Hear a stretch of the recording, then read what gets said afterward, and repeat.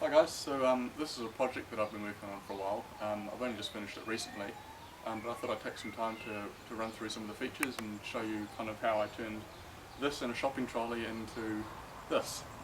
Yeah. So basically the idea started at the start of the year. I wanted to build something for Easter camp, which is an annual camp that we have here in New Zealand and down at Mystery Creek, and there's roughly 3,000 kids that go there each year, and I wanted something that would be quite cool to ride around down there, have a bit of fun with. So starting off with that idea, I got a hold of a shopping trolley, but then the next step was obviously working out what to put underneath it to drive me around. I could have built one up from scratch, but it would have meant having to find motors and motor controllers and then get the battery and then building the steering system, building the chassis. So we had a bit of a brainstorm and we decided that the best place to start would be one of these.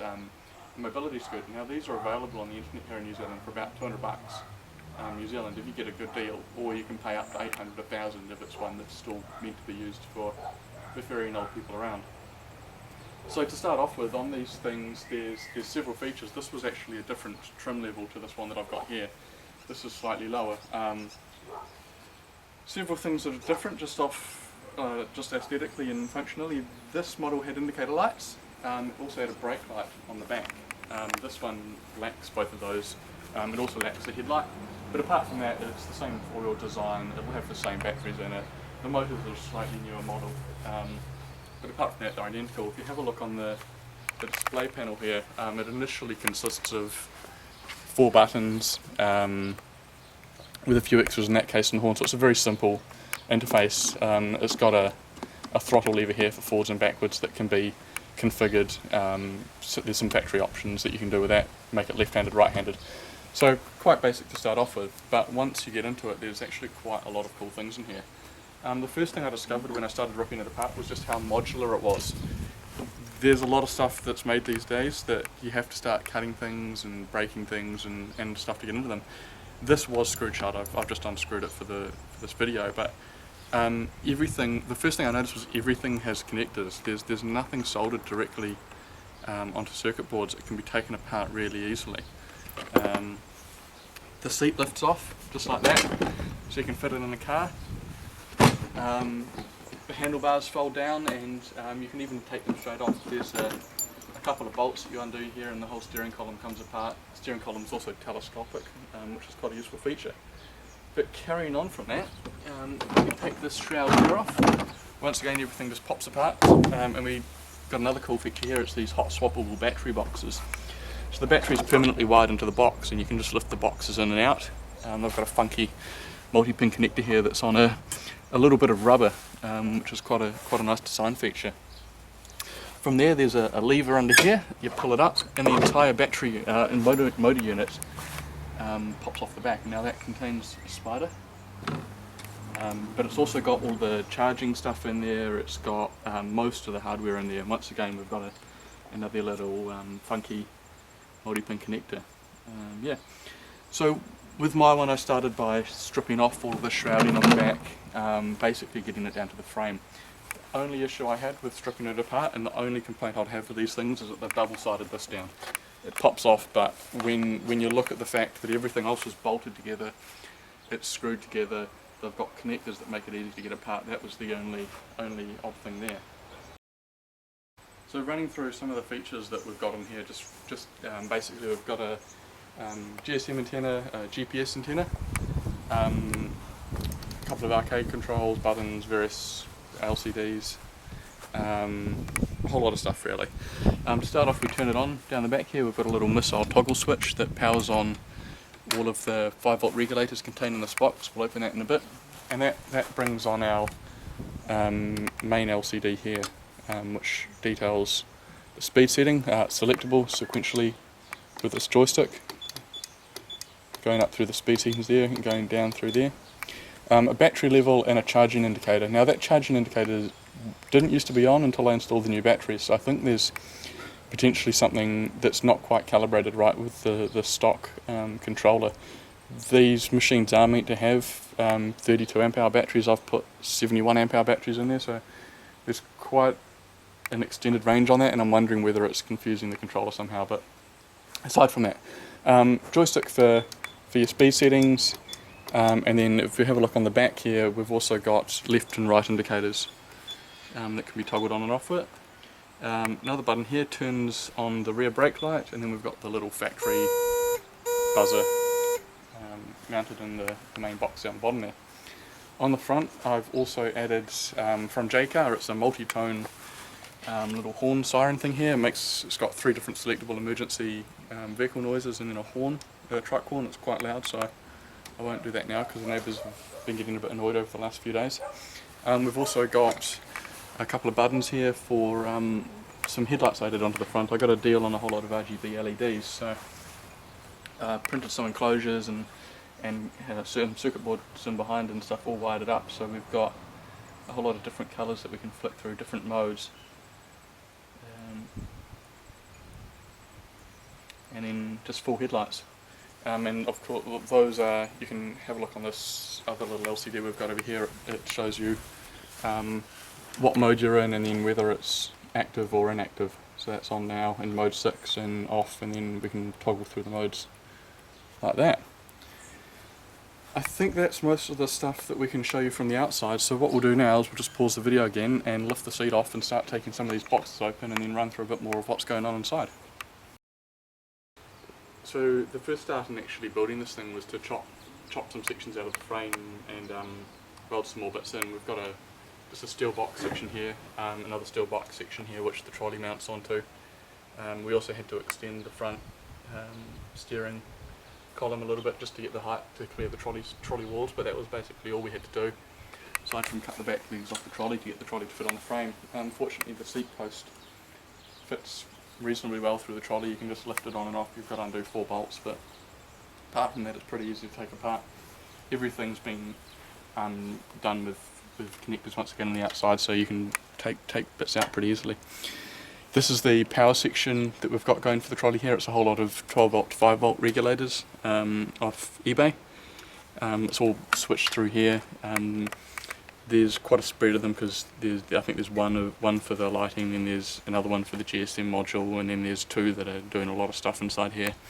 I just wanted to give it a lot of headroom, so that's why there's 4 of those units in there, as well as one straight 12 volt feed for the horn at the front. This box over here is what does all the lighting effects on the front with the LEDs. Just an Arduino Leonardo behind there, then 6 MOSFETs that are just doing some pulse width modulated stuff to give me some colours. The only interesting bit there really is the serial link that we've got coming through to this main section, but we'll talk more about that in a bit. This circuit board's in here. This is the only original board that came with the trolley. That was the one that was mounted on the top of the head unit over here. Different trim levels of trolley, of scooter, but the circuit board's the same. They're just not, some components aren't populated on it, but apart from that they're identical. So yeah, this is the original control panel that's still got the bits on the PCB for where the switches go and the LEDs and all that for the display. That's connected through to this Arduino Mega here that reads whether the LEDs would be on or off, and also via these relays and this Darlington array tucked in here emulates the button presses. We've got the joystick control obviously coming down through to the Arduino, and then it's going through a bit of circuitry here to do some debouncing stuff. There's all sorts of issues to start off with because we're actually using the interrupts on the Arduino to trigger the or to do the button pressing stuff. Carrying on from that, we've got a GSM module over here that's connected through to a little Arduino Nano. That's the only thing the Nano does really, is basically interface between the GSM module, pull text messages off it, and store commands that need to be passed through to the rest of the trolley. Over here we've got another Nano. There's 3 Nanos in this thing. This one here is what I call the comms Nano. Basically that interfaces between, we've got a little wireless link unit here, and all of the other Arduino units in there, as well as the Leonardo in here. The idea behind that is I can send a message either via text or through the serial link to this Nano, and it will distribute it to the appropriate place with the appropriate command. So I can control the speed remotely, I can switch the lights on and off, I can change the speed settings, I can sound the horn, I can turn the headlights on and off through that wireless link. There's a whole string basically that the Nano goes through, which will tell it where to send the appropriate message. This is the throttle Nano that I've got going on here. The throttle on these things is effectively just a, if you have a look on this one over here, it's a fixed magnet, and then on this circuit board here on the bottom there's a Hall effect sensor and an op amp, and at rest it gives it 2.5 volts, and then as you change the throttle position, a different voltage on the brown cable here that comes down from the throttle at the top tells the stock unit what position the throttle's in, and then that controls the speed. Initially I tried feeding that into the Nano and then used an analog pin to analog right out into this, but it didn't like it at all. If this doesn't like something, it's obviously been built and designed to be fail-safe. It just shuts down and starts beeping. So in the end I had to resort to using a digital pot from Texas Instruments, which is mounted on this board here. SPI or I2C, I can't remember, it's controlled by, but basically that uses the 5 volt and the ground from this board here, and just gives us the voltage to control the throttle position. That's basically it for in here. Everything's interconnected, which is, it's quite fun to play around with and get the messages going, but yeah, a lot of wiring and stuff. I could have done it neater, but it was a bit of a case of plug it in and see if it works and move things around, so that's why it's quite messy, but it works. Apart from that, we've got the output here for the serial LCD on the handlebars, power coming in here. This is for the serial link through to the Leonardo, the throttle, and then these two here are for the headlights, the stock headlights that come off this original circuit board. We'll put it back together and then we'll do a bit of a demo of it driving around.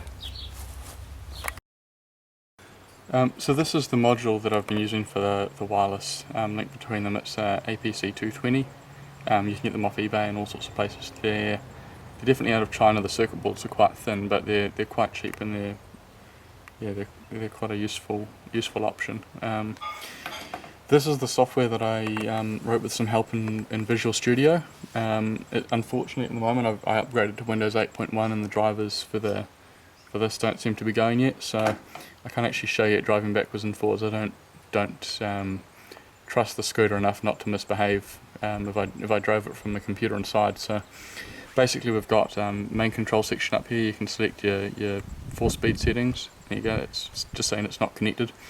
You've got your indicators, headlight, horn. You can power the stock controller on and off, as well as query the lock status, so that will tell me whether the remote lock's been engaged on it, or whether the switch on the side of it has been turned on and off.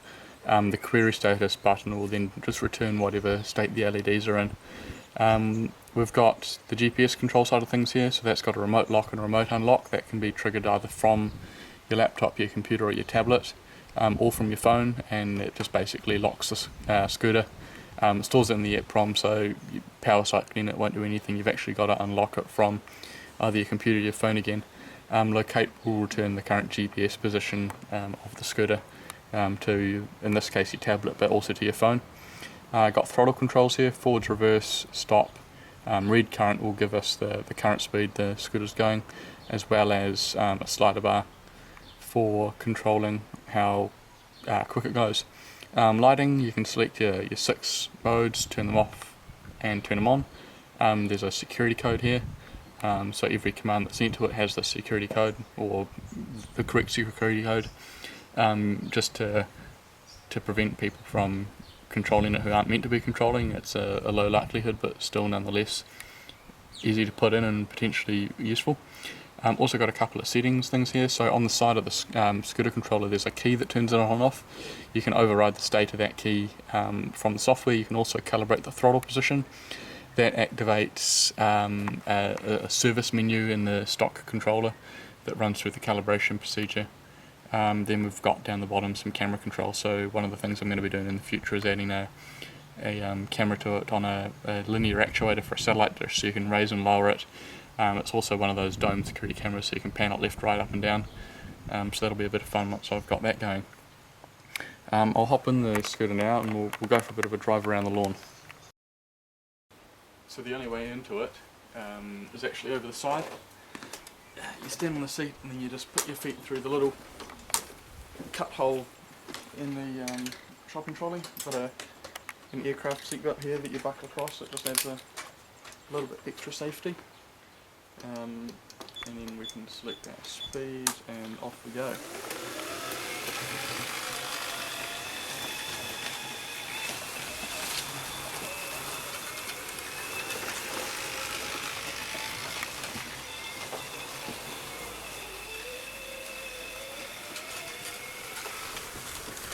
So it's got a quite good turning circle on it, which is really good for positioning it inside. Really quite a tight turning circle on it, which is, I guess it's part of the design really. You need to be getting this thing around shopping centres, you need to be getting it around all sorts of stuff, so that's really useful. Your 4 speeds, this is the faster or the slowest speed going forward and backwards.